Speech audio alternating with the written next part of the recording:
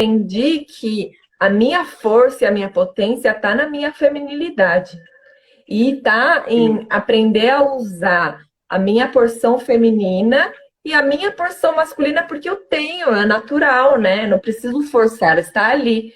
E aprender a equilibrar isso, aprender com a história das outras mulheres foi muito importante.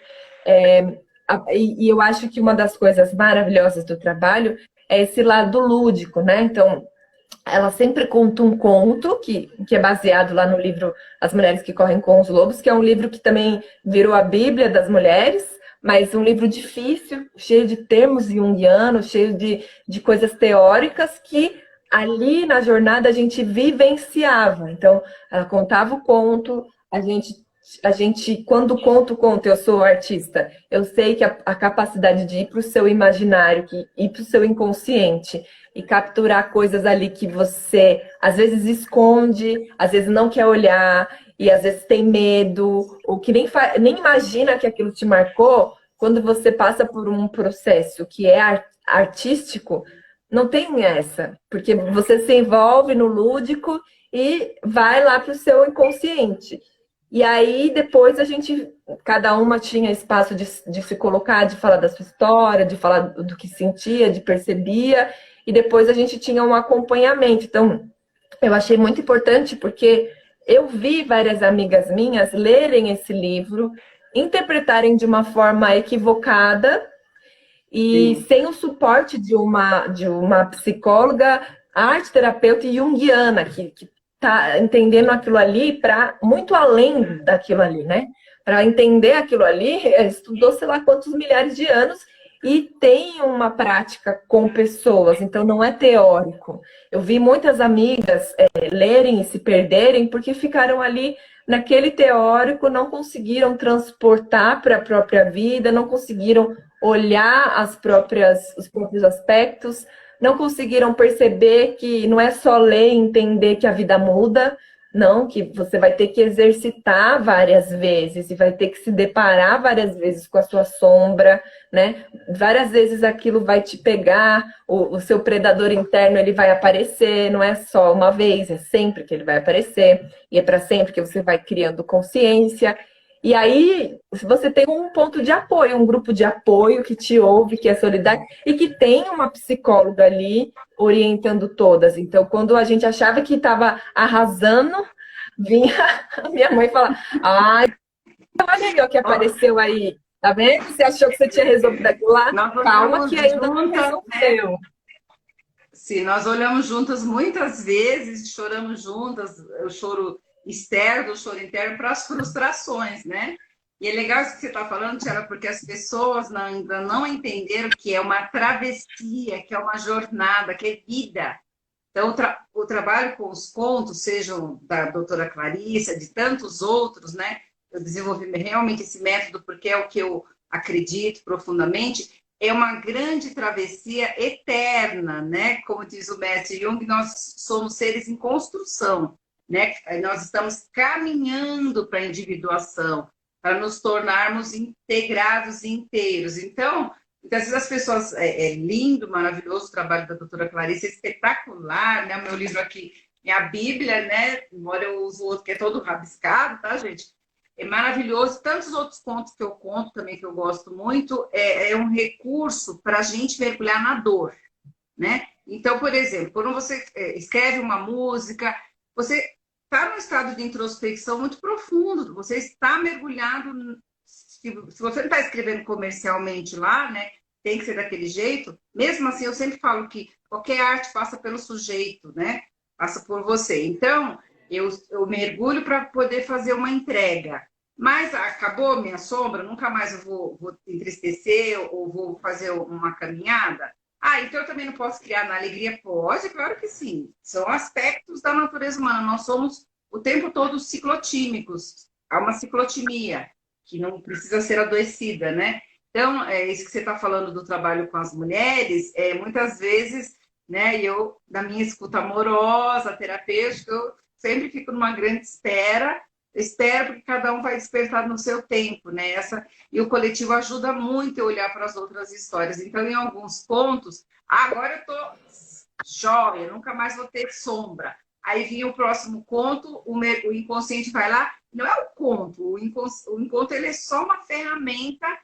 Eu falo que ele é um lugar para você ir lá para o teu inconsciente de uma forma mais leve, que muitas mulheres, dentro desse trabalho com os contos, eu já contei muitos contos para os homens, né?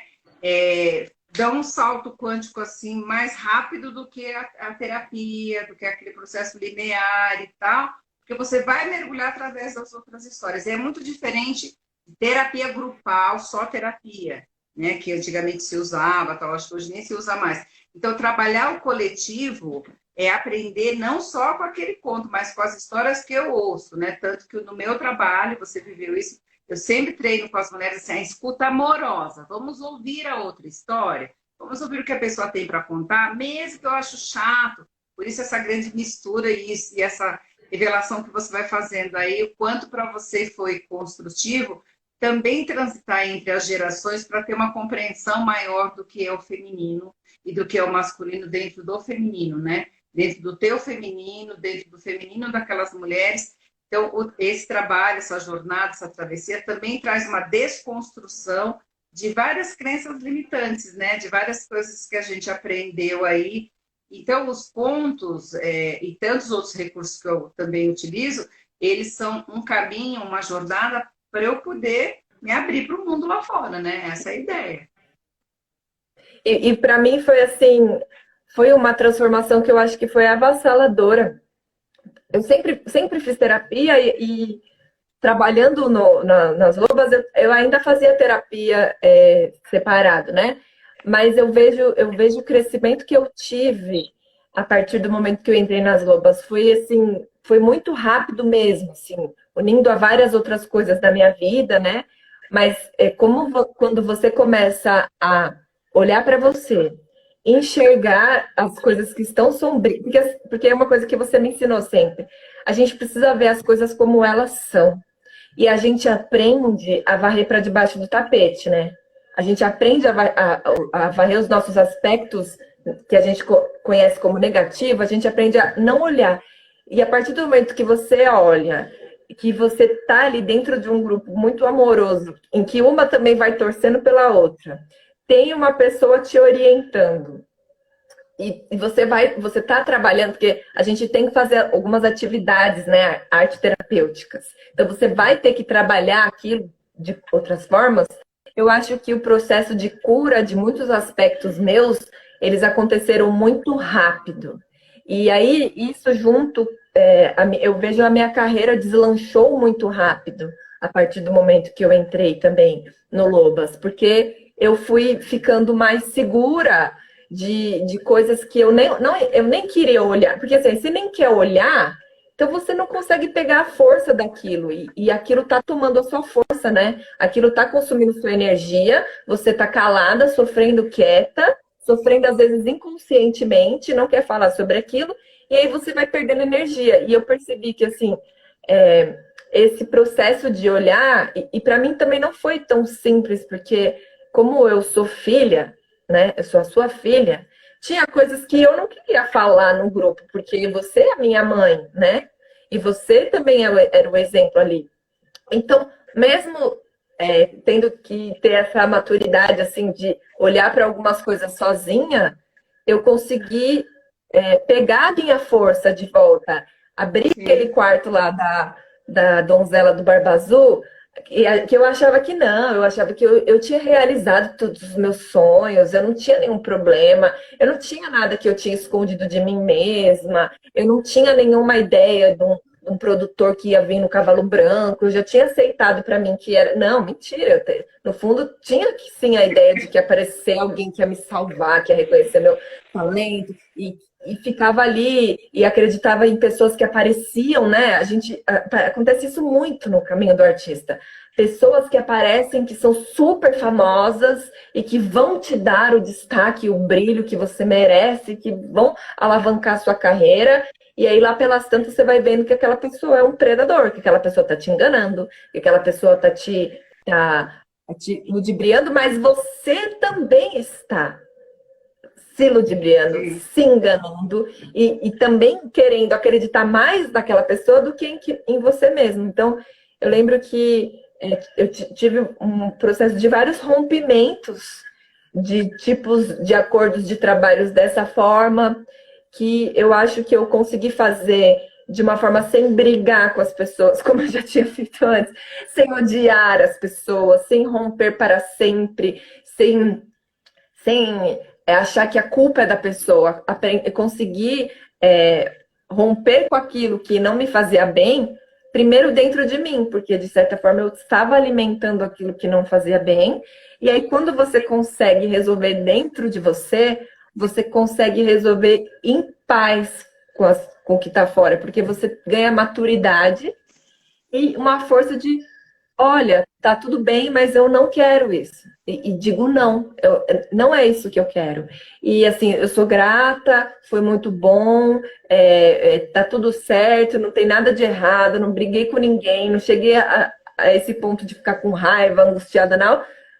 Nada, mas consegui dizer não e dizer sim para mim. Assim. Então eu tenho certeza que foi desse trabalho com as lobas que me deu muita força e doçura para lidar com a minha carreira, com os meus projetos, com os meus alunos hoje, porque o fato de eu hoje eu tenho mais de 100 alunos, então tenho que eu olho para eles às vezes com um lado mais maternal, com um lado mais mãe, com um lado mais acolhedor, que era um lado que eu não trabalhava, que eu não olhava e que eu nem queria olhar, porque eu achava que eu achava que ser frágil era ser vulnerável, era ruim, né?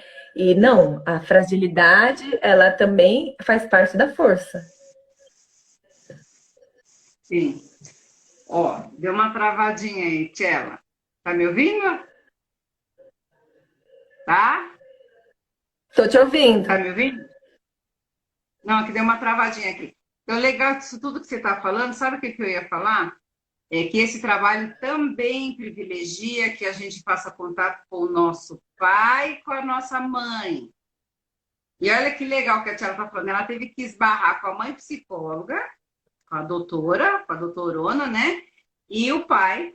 Então, é a mãe e o pai internalizado, porque eu também trabalho a questão sistêmica, né? Que os contos também levantam aspectos do ânimo que tem a ver com o nosso pai, da ânima que tem a ver com a nossa mãe. Então, assim, poder olhar para isso, para aspectos que ainda estão mal resolvidos com a minha mãe internalizada, com o meu pai internalizado, também muda a minha relação fora. Né? Eu tenho que parar de acusar meu pai e minha mãe, eu tenho que parar de acusar minha avó, minha bisavó, né? Toda a minha ancestralidade. Então, também faço um trabalho dentro dos contos, olhando para a nossa ancestralidade, para aspectos, padrões e adoecidos que a gente está repetindo, né? Então, é isso que diferencia também o trabalho, não é só com contos, né? A gente faz um fio, o conto é só um fio condutor.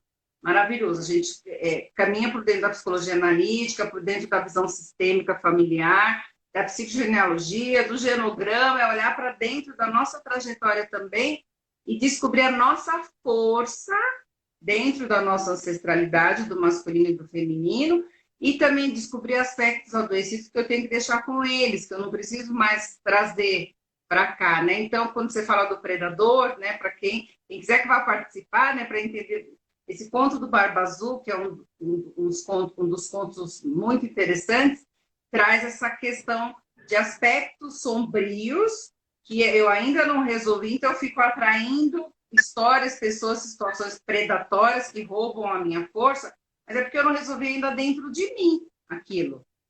Então não está mais fora, não dá mais para eu projetar no pai, na mãe, na sociedade, nas pessoas. Então a gente também faz esse passeio para dentro do nosso clã, o clã internalizado, o clã da onde é que eu vim, né? Então, é um trabalho muito respeitoso, no sentido da gente olhar para aspectos sombrios que são meus, aspectos sombrios que eu estou carregando do pai, da mãe, de toda a minha ancestralidade, com respeito e reverência. Então, sempre a gente olhou com muito respeito e reverência, e grandes emoções vieram à tona, porque a gente precisou repensar as mulheres, a sua relação, né, com o pai e a mãe que você internalizou, aquilo que você não vai poder mudar, aquilo que você tem que deixar lá atrás. Então, esse também é um dos mergulhos